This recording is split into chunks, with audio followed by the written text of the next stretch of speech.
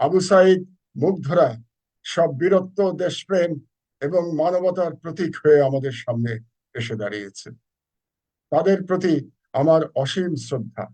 মহান আল্লাহ তাআলার কাছে প্রার্থনা করি যেন তাদেরকে শহীদের মর্যাদা দেয়া হয়।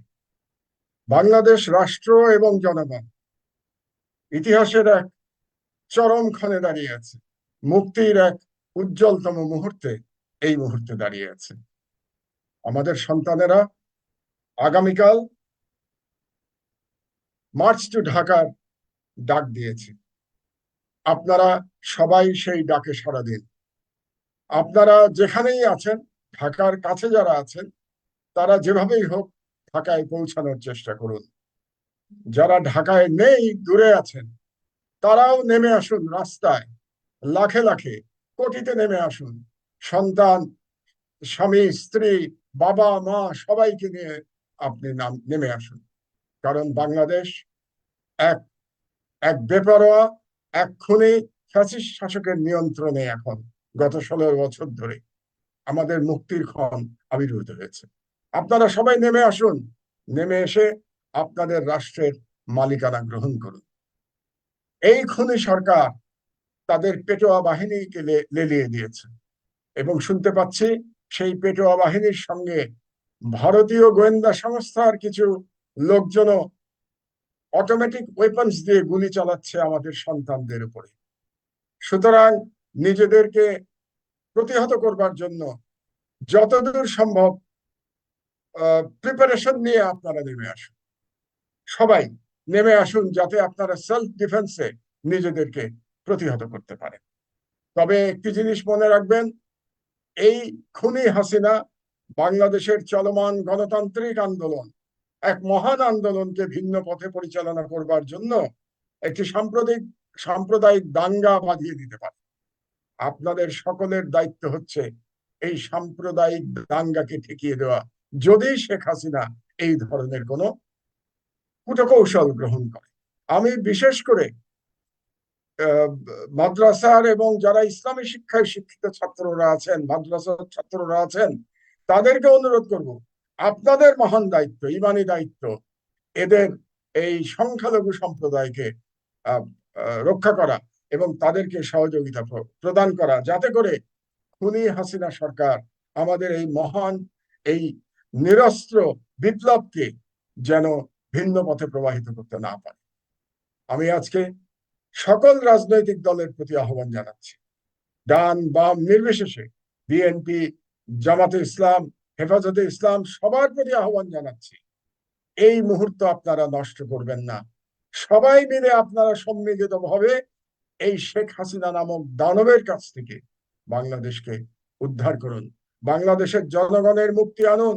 বাংলাদেশ রাষ্ট্রের স্বাধীনতা ফিরিয়ে আনুন, যেই স্বাধীনতা শেখ হাসিনার মাধ্যমে দিল্লি হরণ করে নিয়ে গেছে।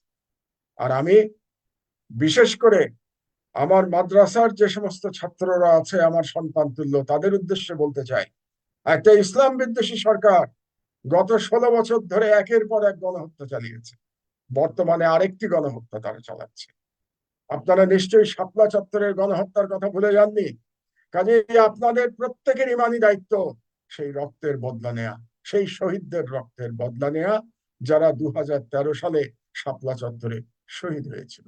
কাজে আপনারা সবাই মিলে, সবাই, ছাত্র শিক্ষক, আপনারা নেমে আসুন। আগামীকালই একটি চূড়ান্ত ফয়সালা হয়ে যাক। আমি সেনাবাহিনীর প্রতি আহ্বান জানাবো, 1/11 পর থেকে আপনারা অনেক ভুল করেছেন। আপনাদের ভুলের কারণে বাংলাদেশের স্বাধীনতা আজ দিল্লির কাছে চলে গেছে। এখন একটি সুযোগ এসছে আপনাদের এই স্বাধীনতা পুনরুদ্ধারে জনগণের পাশে এসে দাঁড়ানোর এবং আপনাদের যে ঋত গৌরব, ঋত সম্মান, সেটা পুনরুদ্ধার করবার জন্য। কাজেই সেনাবাহিনীর প্রধান সহ আমি প্রতিটি অফিসারের কাছে আহ্বান জানাচ্ছি, আপনারা জনগণের পাশে এসে দাঁড়ান এবং স্বৈরশাসককে বলে দিন, আপনার সময় শেষ, আপনি এখন বিদায় গ্রহণ করুন। বাংলাদেশের মালিকানা বাংলাদেশের জনগণের কাছে ফিরিয়ে দিন, না হলে ইতিহাস আপনাদের ক্ষমা করবে না। আমি বেসামরিক আমলা শ্রেণীর প্রতি বলছি, বেসামরিক প্রশাসনকে বলছি, আপনারা এখনই এই সরকারের প্রতি অনাস্থা জ্ঞাপন করুন। আপনারা বেরিয়ে আসুন, আপনারাও আপনাদের স্ত্রী সন্তান সবাইকে নিয়ে বেরিয়ে আসুন, বেরিয়ে এসে জনতার কাতারে যোগ দিন। আপনারা এই মহান বিপ্লবের মুহূর্ত থেকে নিজেকে বঞ্চিত করবেন না, না হলে পরে আপনারাই চিন্তা করবেন ওই বিপ্লবের মুহূর্তে আপনাদের যে দায়িত্ব ছিল সেটা আপনারা পালন করেন নাই। আর বিচারাঙ্গন সম্পর্কে আমি শুধু বলতে চাই, বিচারাঙ্গন কলুষিত করেছে যে সমস্ত বিচারপতিরা, তথাকথিত বিচারপতিরা, তাদেরকে হাইকোর্ট এবং সুপ্রিম কোর্ট প্রাঙ্গণ থেকে আপনারা বহিষ্কার করুন। বহিষ্কার করে বিচার বিভাগকে পবিত্র করা আমাদের সকলের দায়িত্ব। আপনারা সকলে মিলে এই সুপ্রিম কোর্টের মধ্যে ঢুকে যান এবং জনগণ সেটার অধিকার গ্রহণ করে। আরেকটি কথা আপনাদেরকে বলে রাখি, আপনারা যে যেখানে আছেন সেখানকার নিরাপত্তার দায়িত্ব জনগণ গ্রহণ করুন। যদি পুলিশ আপনাদের সহায়তায় আসে খুব ভালো কথা, তাদেরকে সাথে নিয়ে আপনারা এই বিপ্লবে বিজয়ী হন। আর যদি পুলিশ বাধা দেওয়ার চেষ্টা করে তাহলে আপনারা যে যেখানে আছেন সেখানকার থানার নিয়ন্ত্রণ আপনারা গ্রহণ করুন, আইন শৃঙ্খলার দায়িত্ব আপনারা গ্রহণ করুন। এই হচ্ছে আপনাদের প্রতি আমার আহ্বান। আপনাদেরকে সর্বশেষ একটি কথা বলতে চাই, যে আমরা ইতিহাসে ফ্রেঞ্চ রেভলিউশনের কথা শুনি, ফ্রেঞ্চ রেভলিউশন এখনো ইতিহাস হয়ে আছে। বাংলাদেশে এই মুহূর্তে যে বিপ্লব ঘটছে সেটা ফ্রেঞ্চ রেভলিউশনের চেয়েও মহত্তর।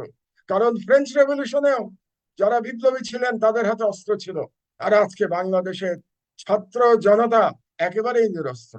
তারা শান্তিপূর্ণভাবে এক মহান বিপ্লবের মহান বিপ্লব তারা পরিচালিত করছে, যার এক্সাম্পল পৃথিবীর ইতিহাসে খুঁজে পাওয়া যায় না। বিরল বললাম না, এর কোন এক্সাম্পল, এর সমতুল্য বিপ্লবের এক্সাম্পল পৃথিবীতে নাই। কাজেই এই বিপ্লবে আমরা ইনশাআল্লাহ বিজয়ী হব। আমি আল্লাহর কাছে প্রার্থনা করছি যাতে এই এই মহৎ কাজে আল্লাহ যেন আমাদের সহায় হন। কালকে আগামীকালের মধ্যে এই বিপ্লব যেন একটা চূড়ান্ত লক্ষ্যে পৌঁছে যায়। আপনাদেরকে ধন্যবাদ। আল্লাহ আমাদের সহায় হন। বাংলাদেশ জিন্দাবাদ।